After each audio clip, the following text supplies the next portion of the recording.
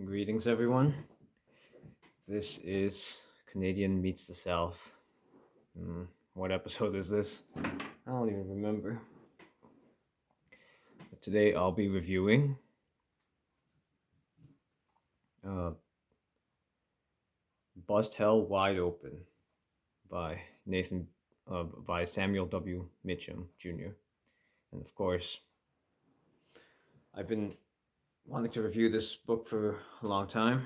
It's essentially a biography of Nathan Bedford Forrest. And the beginning and ends talk about, his life before and after the war, but most of the book was dedicated to his service in the war. Like he started out as a private, and then he raised his own army, so then he became a colonel, and then he made his way up, I think all the way to lieutenant general, like the 3-star general. Like if the first star general is brigadier, and the second is major, and 3 stars would be lieutenant general. And I mean, I'm not. To be honest, I was having a hard time grasping and remembering all the details of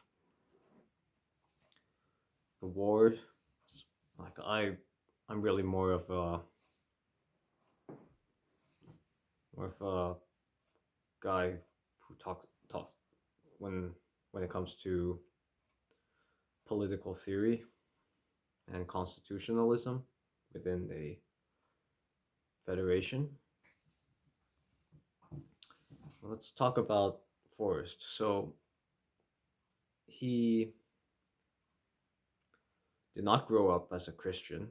He only converted to Christianity after the war. And there's a book that I really want to read called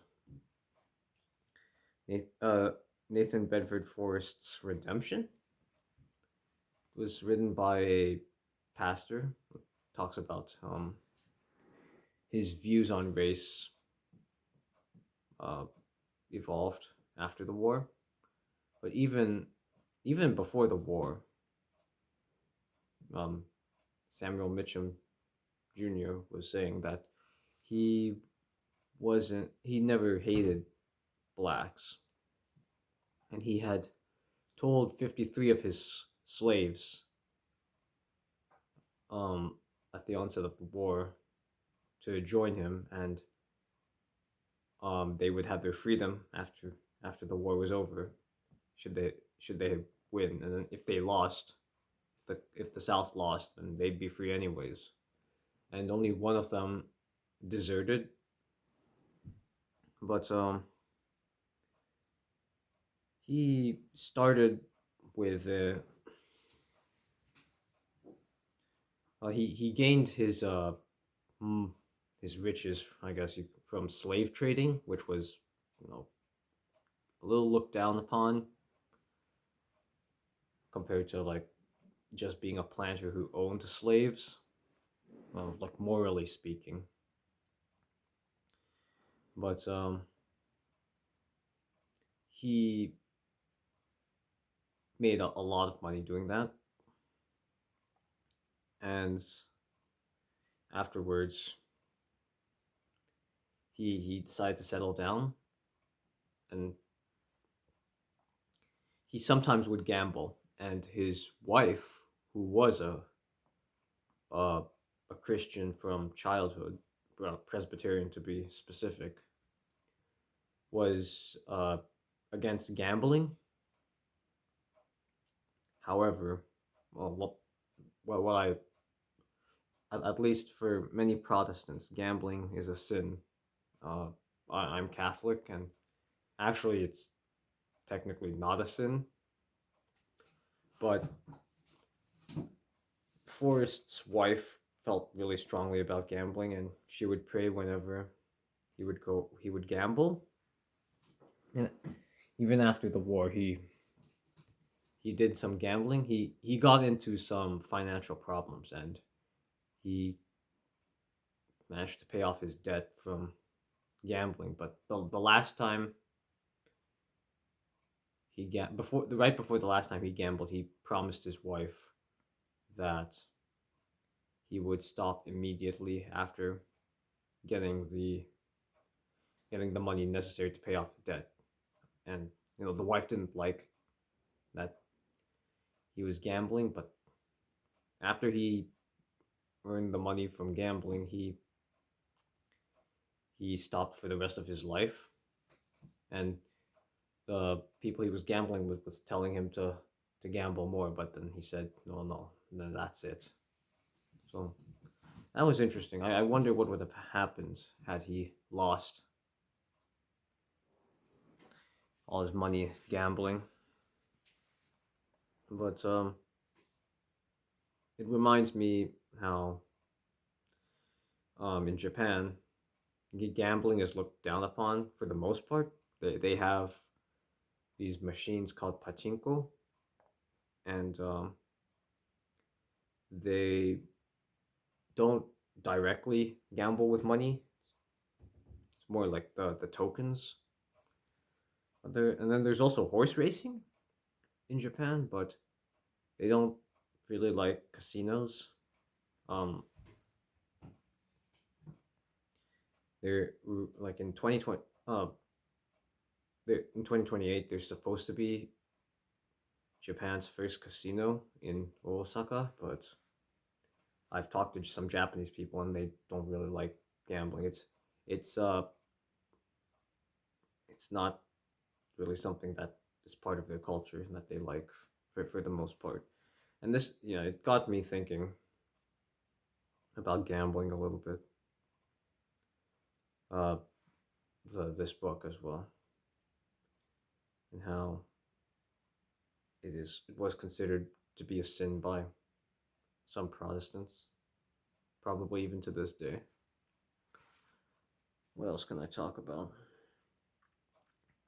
So near the beginning of the book, um, if you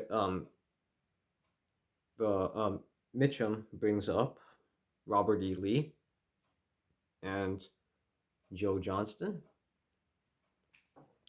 and how they believed that if you ask them after the war who was the greatest soldier, they said Nathan Bedford Forrest. And near the end of the book, like Jefferson Davis said, if only I had unleashed Forrest well, much sooner in the war. And because actually, Nathan Bedford Forrest and Robert E. Lee never met. Lee was the commander of the Army of Northern Virginia, which was in the the Eastern Theater, while Nathan Bedford Forrest was in the West. He was like a cavalier. Um he would he first served under Albert Sidney Johnston until Johnston died. And I think the Battle of Shiloh, 1862, against Grant. But yeah, this in the Western Front, the army was known as, I think, the Army of the either of Tennessee, or I'm not sure. Sorry. Uh, Kind of embarrassing how I'm forgetting some of these facts. But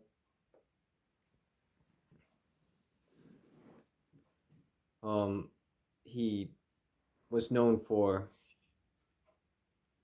honor, and he would make friendships with several people, and but he really was not happy with Braxton Bragg.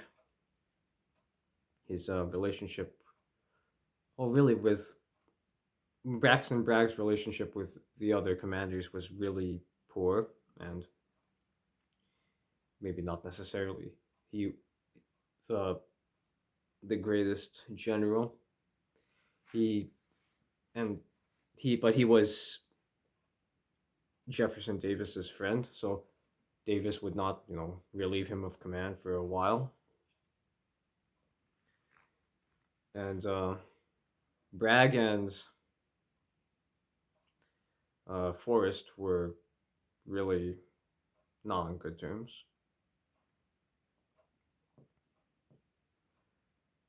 Who else was there? He he was well, what caught my attention was that he was a general who fought on the front lines, and he rode many horses, the majority of which would die in the war. And he used, both guns and swords to kill his opponents. But he was also known as a military general, uh, and like Sherman, General Sherman would always like the Northern general would always fear, I guess, Nathan Bedford Forrest. He wanted Forrest to be dead because Forrest was always successfully disrupting the trains and supply lines in the Western Front. But they met at the after the war, and um, I guess you can say they became friends or at least good acquaintances, and they would have fought together in the war, in the Spanish American War, had it started sooner, like much sooner. Forrest died in 77, and he the he died. Um, his body was worn out. Wasn't exactly of old age, but um, yeah, he was respected until near the end of his life. He well, after he had converted to Christianity, which was like in 75, he talked about the he gave a speech, well, with a very reconciliatory speech, and between like the races, and then like this was some sort of festival or something, and then he kissed a young black woman on the cheek, and then afterwards there were a lot of newspapers who unfortunately condemned Forrest and said that James Longstreet was infinitely better than him. And James Longstreet was before that the most hated man in the South for converting to Catholicism and then fighting for equal rights for blacks, and taking a job with under his friend Ulysses Grant. But it was so unfortunately, like a lot of people, like race relations really were not good at the time. And what else can I say? Forrest would, like many of the other generals, both Union and Confederate, would execute deserters, but sometimes he would let them live. Um, One time there were 19 deserters, like all at once they decided to desert, but then they were all caught and they were about to be executed. but then I think Forrest decided to let them live. Like they were all they were all positioned in a way that they would, when they got shot, they would fall into their own graves. But yeah, it was war is pretty ugly, with conscriptions and execution of deserters. The very beginning of the war was fought by volunteers, but then, as the war dragged on, both sides found it necessary to draft soldiers.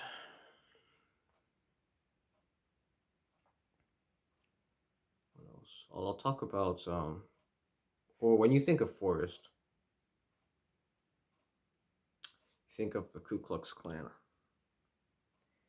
and well, I remember reading on um, Russell Kirk's book, The Conservative Mind. His chapter in on Southern conservatism, which focused on John Randolph of Roanoke and John C. Calhoun, brought up Forrest, who years after the war for Southern independence, Forrest was at a veterans meeting, and then he was listening to all of them, and he said, and then when none of them were talking about slavery, so then when he said that he would come, that when it was his turn to speak, he said, um, if I hadn't thought that, I was my, if I wasn't fighting to keep my niggers and other folks' niggers, then I would have never gone to war in the first place. So something like that. And then, of course, when I think of that, I think also of his him being the first Grand Wizard of the Ku Klux Klan. See, during the war, he was known as the Wizard. Um, that was his nickname. So that's why he was called. He became the leader. Like his well, when he became leader, he was given the rank of Grand Wizard. But see, he didn't actually found the Ku Klux Klan. After it was founded, the the founders went to Robert E. Lee to ask him to become the leader, but Robert E. Lee cited his poor health and suggested Nathan Bedford Forrest be the leader of the Klan. And so Forrest became the leader of the Klan, and there were crimes under his leadership, but the Klan fought for Southern identity. They were what Mitcham refers to as a vigilante group. They were fighting for Southern whites, I guess, mostly. And they were, I mean, you could say that other times they were terrorizing Republicans and blacks, but after in like 71, um, there I don't remember, and it's just been a few days, and I was listening to the audiobook, but the Forrest had disbanded the Klan, and he had wrote that anyone who dons the hood in the name of the Klan anymore is considered our enemy, because he disbanded the first Klan. This was when Grant was president,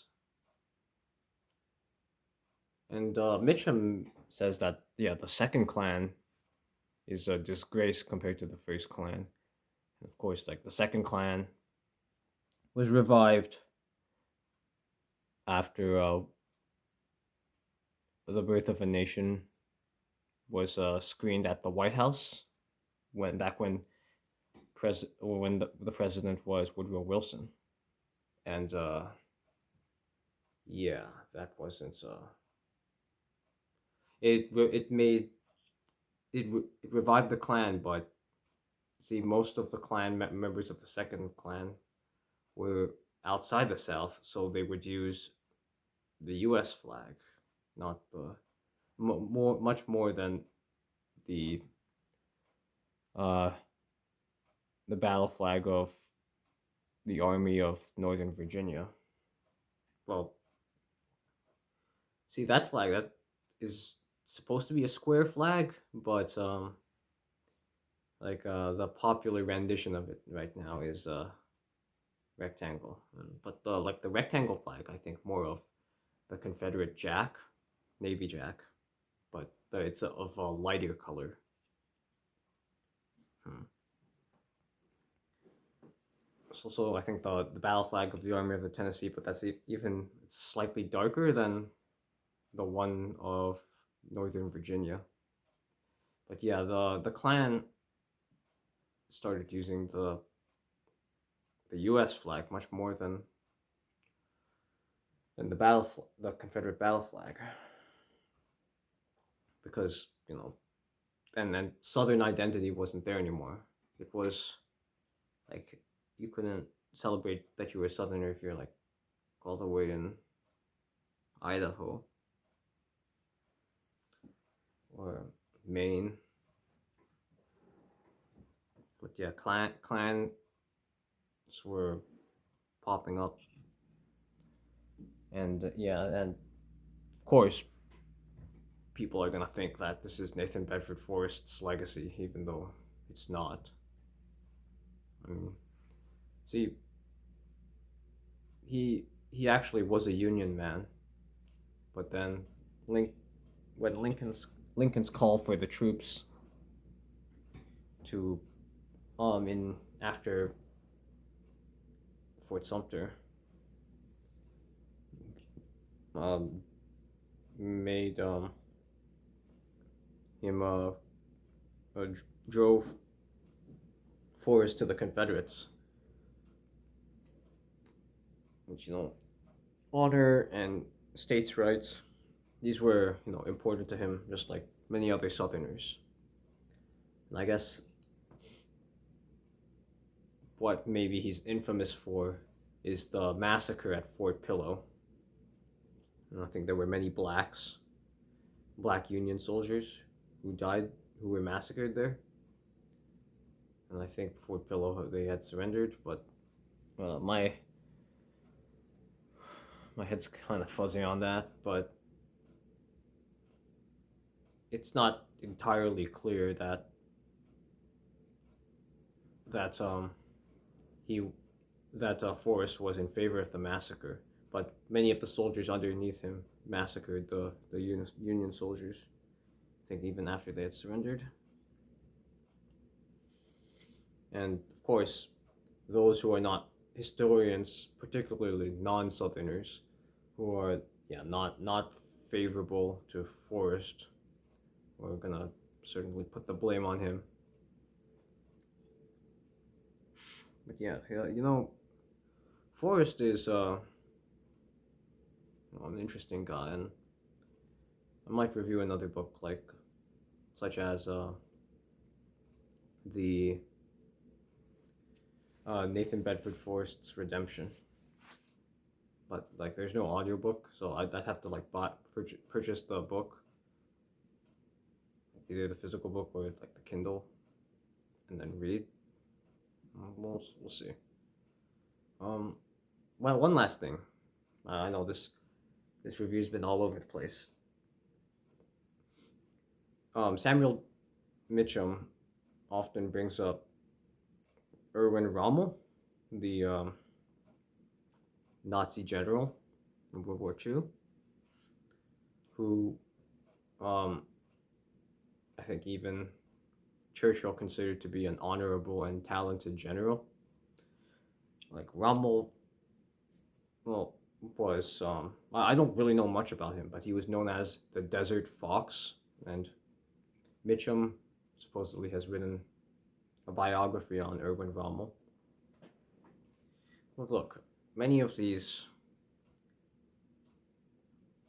um, it's like the left today often conflates the Nazis and the Confederates, and they are completely different. But it's like, oh, they're both racist, and people, the people who they fought were 100% not racist at all.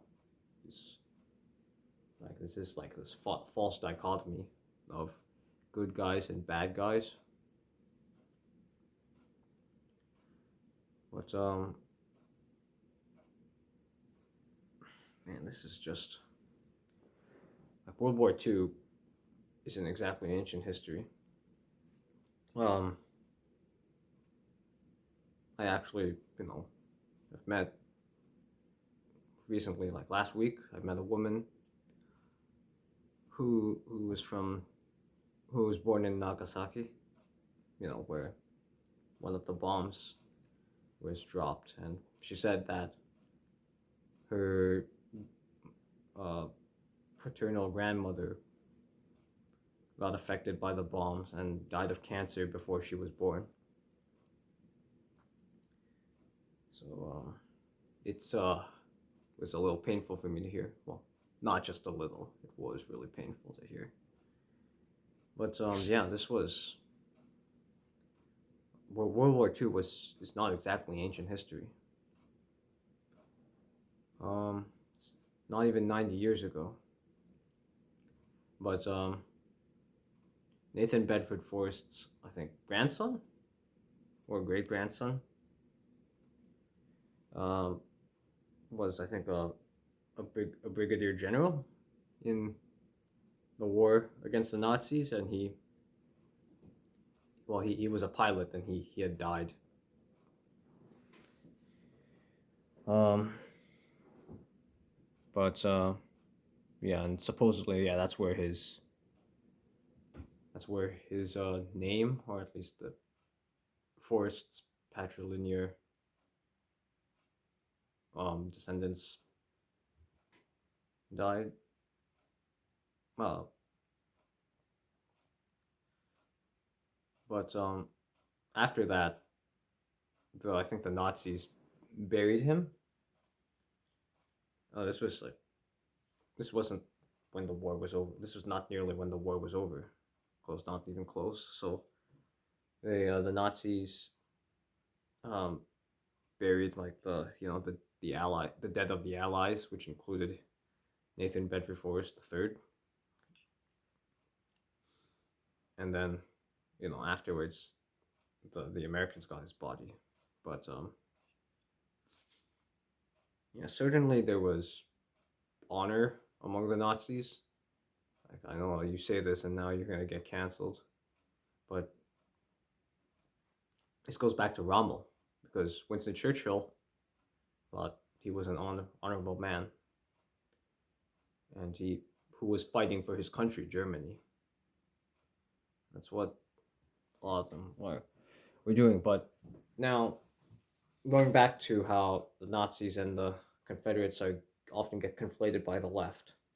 So recently, there was this article on the Abbeville Institute on like white nationalism, and it was the article was written by um oh man, I'm blanking out on his name. He's the editor of the John C. Calhoun papers. He was uh how do I say this? Brian McClanahan, whose podcast I listened to, was his last student, doctoral student. So yeah, he was the editor. He is still alive, the editor of the John C. Calhoun papers, and he's been advocating for the Southern cause for over 60 years. And then one one day in this article he talks about how one day one guy was calling him a white nationalist because of for whatever reason. He's like, no, I'm a Southern nationalist, and that was the title of the article. And of my many blacks are, I consider my brethren, like Southern blacks, much more than Northern whites, such as like yourself, like referring to some fool on the on the internet who thinks that the Confederate cause was same as then would would equal white nationalism. And another thing, um, because and then I think his last name was Wilson.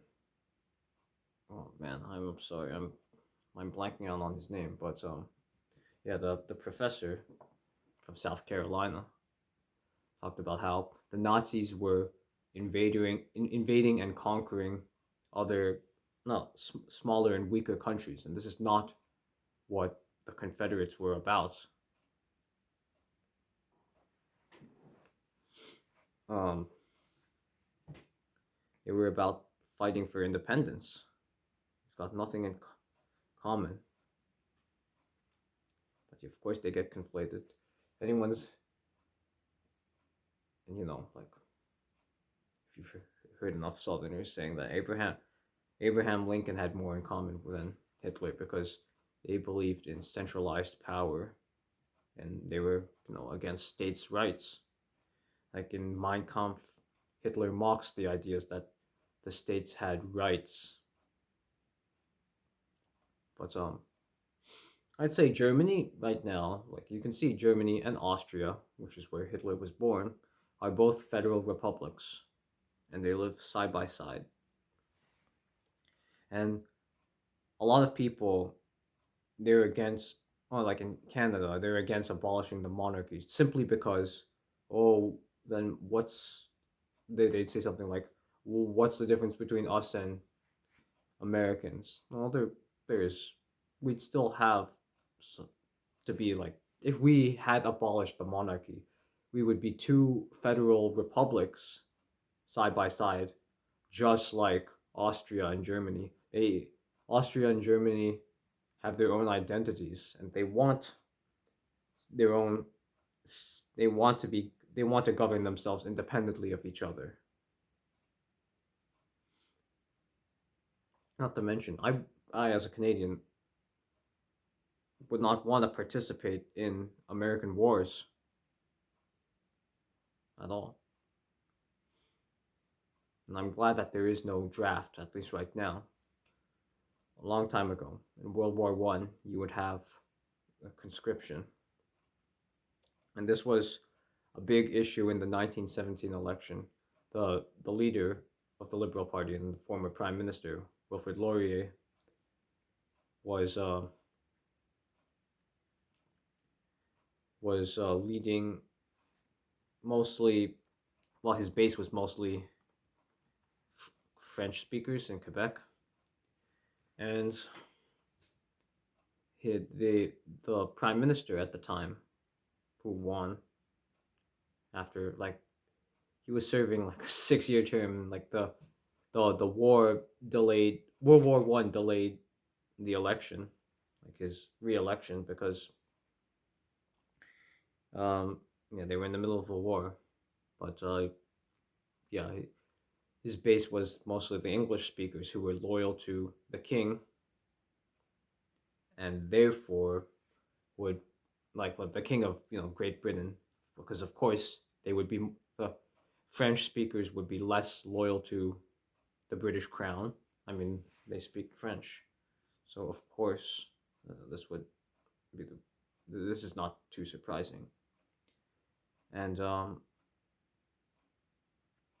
but many English speaking liberals sided with Robert Borden, the conservative prime minister, and it was technically a coalition government because these the pro conscription, pro war liberal English speaking liberals were in, I think, cabinet with him. I think in Robert Borden's cabinet. And this is a long time ago, right? This is this is before Quebec's silent revolution. Because for me, when if I had not looked up, known what these revolutions are, I'm like, okay, Quebec and France both value secularism, and these places were used to be very Catholic, and I guess like the majority of them are at least nominally Catholics. They don't go to church too much and don't necessarily have Catholic values. They they value secularism. Oh, sorry, I why can't I speak English today? But actually, their revolutions happened at different times. So the French Revolution, of course, and then the well, which happened in like 1789 to 1799, which many priests and like a lot of other people were killed, and then you would have the Quiet Revolution in the 1960s in Quebec.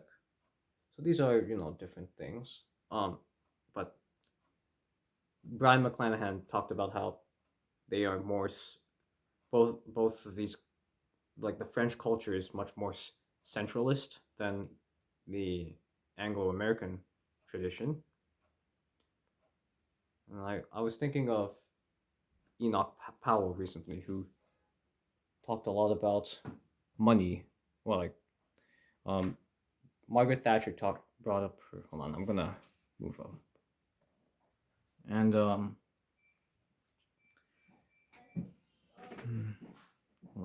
on. What was I saying? Hold on. Sorry about that. But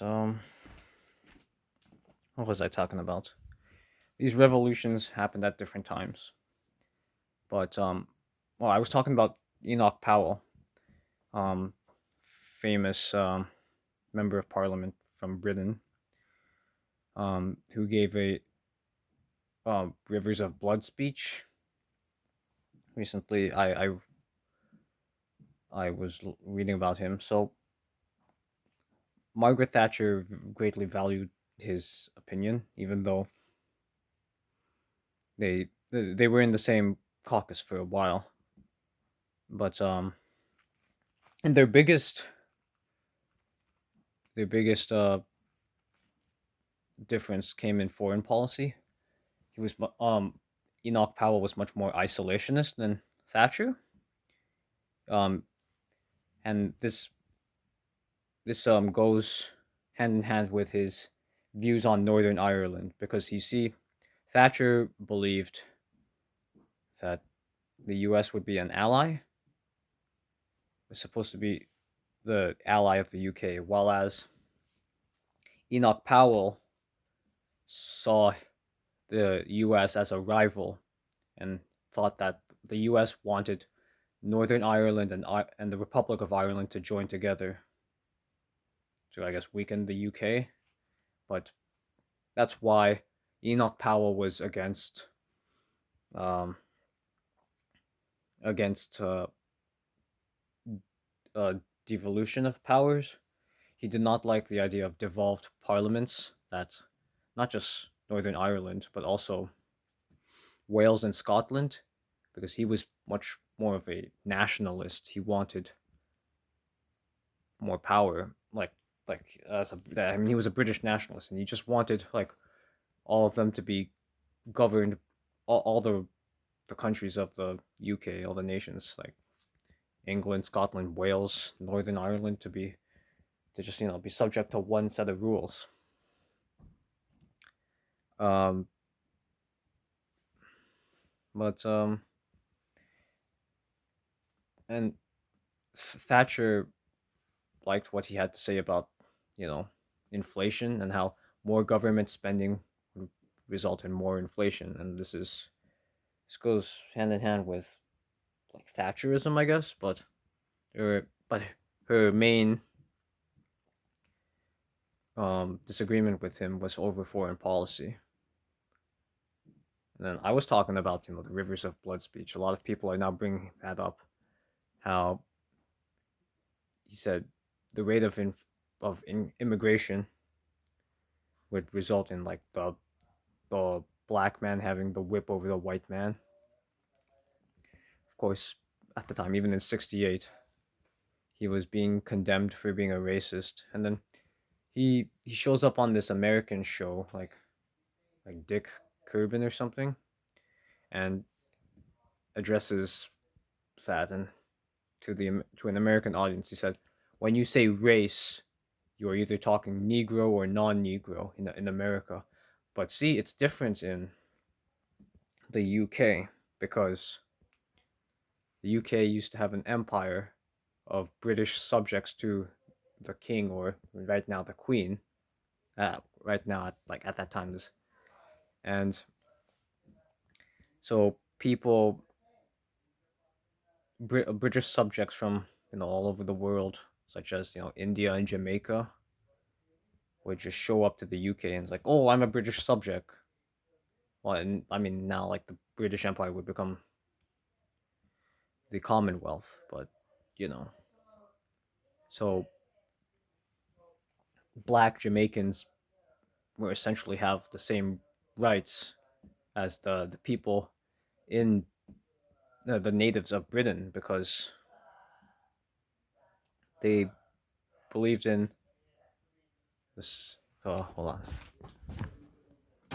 on, they believed in so like they didn't have the concept of citizenship that the U.S. had. So this is like you had to understand that to understand the immigration issue that Britain and America were pretty different. Like the systems of immigration were different, and who and what constituted a citizen was different at the time. Now I'm sure it's different as well, and like people from the Republic of Ireland as well as former U.S. no former British colonies, now the Commonwealth, actually have the right to vote in the UK. I mean, I can't like I as a Canadian can't just show up to vote on election day. I'd have to register and stuff. No, like to like a riding so that my I'd be eligible to vote in a particular riding. But that is also like an interesting thing. Like I as Canadian have the right to vote in the UK. I'm not saying that I want to live in the UK because their healthcare system's pretty bad. It's called the NHS, and it's a socialist healthcare system. Um, uh, Winston Churchill lost, I think, the election of '45 because Labour campaigned on the that healthcare system. Yeah, this is the election right after the war, and afterwards,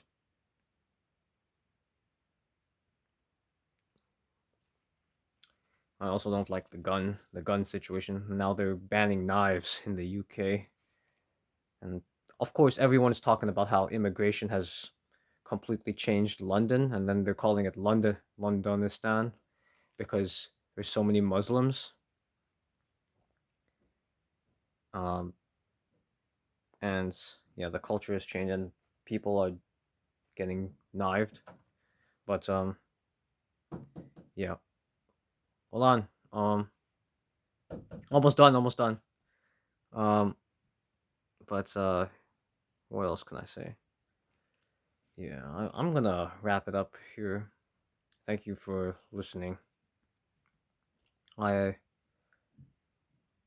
I'll I'm not sure what my next book will be, but that I'll review. But as always, thank you for listening, and I hope to see you you guys in the near future, maybe a couple months. One maybe in what when I post this is it's gonna be in April, but I'm recording on March 31st. Thank you again for listening to Canadian Meets the South. I'll see you guys again. Bye now.